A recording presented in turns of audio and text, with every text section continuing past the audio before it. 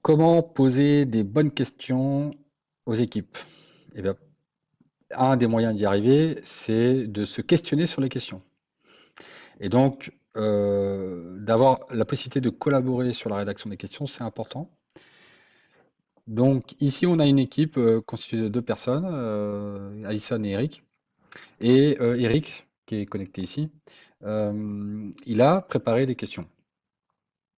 Bon, il se demande si elles sont bien écrites, si tout ça peut plaire à d'autres personnes. Donc, ce qu'il va faire, c'est qu'il va proposer en fait à Alison de donner son avis.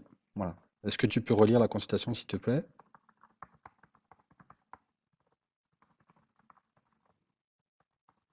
Donc là, de cette manière-là, on va pouvoir collaborer. Alison va recevoir une notification et elle va donner son avis.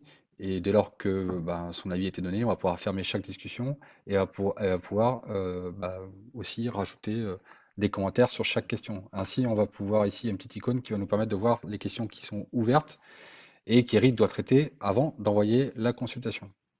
Donc ça, c'est le moyen le plus efficace de le faire, hein, de façon unitaire et interactive très très très rapide. Un autre moyen de le faire, c'est d'envoyer une consultation. Donc on peut très bien envoyer une consultation relecture de la consultation. Alors ça peut être lourd, mais ça peut être intéressant, peut-être pour poser des questions simples. Voilà. Est-ce que tu penses que cette consultation est-ce que tu penses que cette consultation, je vais réussir à écrire et parler en même temps, est efficace? Et là, ce qui est intéressant, c'est que potentiellement, c'est des gens avec qui je vais pas forcément avoir l'habitude de parler tous les jours. Donc vous allez me dire que le mieux, c'est de parler aux gens, mais il y a des gens qui sont très peu disponibles. Donc en asynchrone, on garantit qu'ils répondent dans un délai. Voilà, quand je vais planifier la consultation, je te donne 3 jours pour répondre, tu réponds quand tu veux, tu as un cadre pour répondre, et voilà.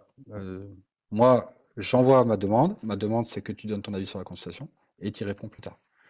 Donc c'est ça qui est intéressant.